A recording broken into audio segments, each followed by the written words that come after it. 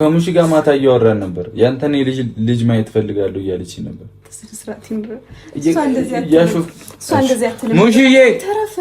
ሙሺ ነይ እስቲ እናቴ ማታ ልጅ ወልደ ማየት ፈልጋለሁ አላልሽኝም?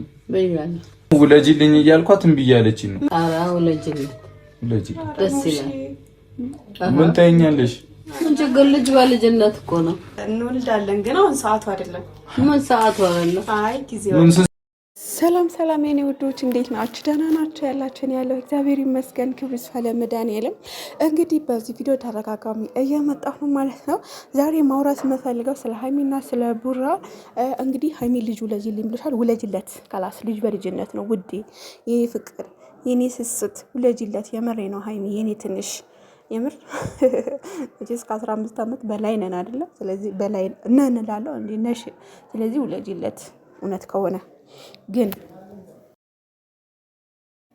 ውለጂለትና ኮመንትር እያየሁ ነበረ። ተጋብቷል። እኔ የምለው አንድ ባልና ሚስት አብሮ ቤት ከኖሩ በኋላ ተጋብተው ነው የሚባለው ወይስ ምንድነው? እኔ ብዙ ጊዜ ግራ ይገባኛል። ምሳሌ እኔ ቤተሰቤ ለባል ከሰጠኝ በኋላ ከባሌ ጋር ነው የሆንኩት። ሽማግሌ ላከ፣ ወዲያውኑ ከሱ ጋር ነው መኖር የጀመርኩት ማለት ነው።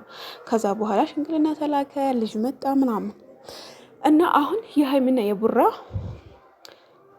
ግራ ያጋባኛል ማለት ነው። ለምን መሰላችሁ?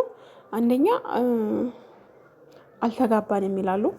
ያው አልተጋቡም፣ ግን ምንድነው ተጋብተዋል አልተጋቡም። ኤኒዌይስ እኔ ለመጀመሪያ ሽማግሌ ላክ ብሩክ፣ ከዛ በኋላ የሚሆነውን ይሆናል።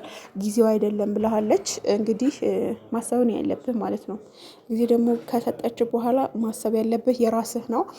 ደስ ነው ያለን እውነት ለመናገር እንደዛ እናንተ ደጋፊዎች ሲያለቅሱ ምን ሲሉ በሰላም በፍቅር እንደዚህ መስራታችሁ ራሱ አፕሪሼት እናደርጋለን። ውለጂለት እና ስለዚህ ሀይሚዬ ውለጂለት። ልጅ በልጅነት ነው እና እንወድሻለን። እውነት ለመናገር ቅመሜን የሚወድ በጣም ብዙ ሰው አለ።